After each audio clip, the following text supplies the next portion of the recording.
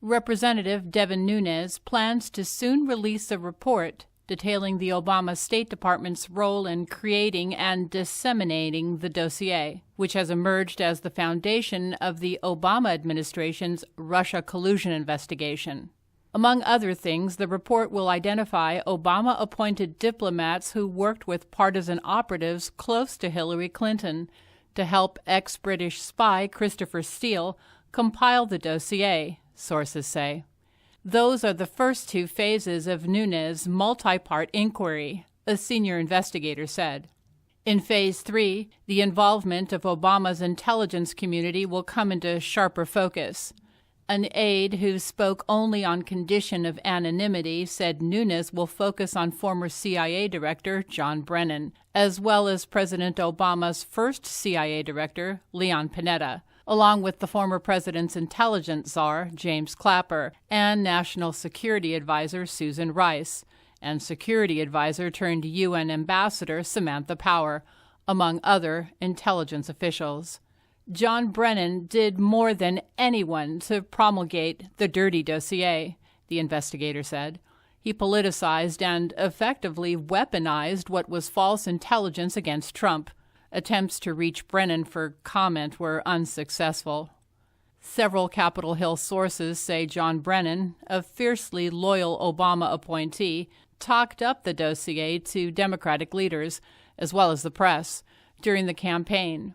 They say he also fed allegations about Trump-Russia contacts directly to the FBI while pressuring the Bureau to conduct an investigation of several Trump campaign figures, starting in the summer of 2016. Trump campaign chairman Paul Manafort was wiretapped in addition to Trump advisor Carter Page during the campaign. Page has not been charged with a crime.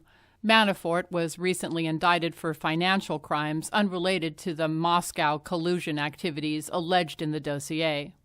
After Donald Trump won the election, sources say former CIA Director John Brennan sought to weaponize the dossier's wild accusations against the president-elect. In early January, just weeks before Trump was inaugurated, investigators say Brennan saw to it that the contents from the dossier were attached to an official daily intelligence briefing for Obama. The special classified briefing was then leaked to the major Washington media, allowing them to use the presidential briefing to justify the publication of claims they had up to that point not been able to substantiate and had been reluctant to run. CNN soon after broke the news that the dossier, described as classified documents, had been attached to the briefing report by the CIA and had been given to the president. The top-level credence that the government was placing in the dossier gave prominent newspapers, including the Washington Post and the New York Times, justification to follow suit. CIA veterans say John Brennan was the most politicized director in the agency's history and was responsible for much of the anti-Trump bias from the intelligence community during the campaign and transition period.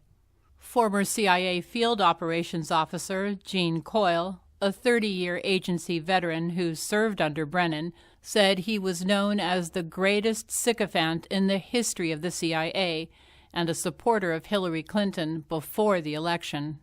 I find it hard to put any real credence in anything that man says, he added. Coyle noted that Brennan broke with his predecessors who stayed out of elections.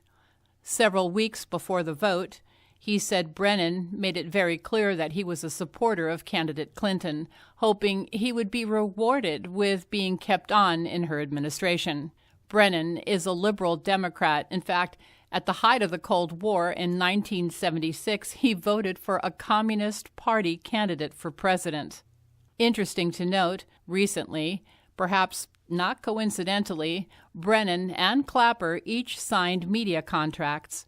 Brennan with NBC News and MSNBC to be their senior national security and intelligence analyst, and James Clapper with CNN as a paid contributor. Narrator's note: everyone does realize that this is treason. These people committed treason. I hope you guys realize that. For the daily U.S. and international news, this has been Headlines with a Voice.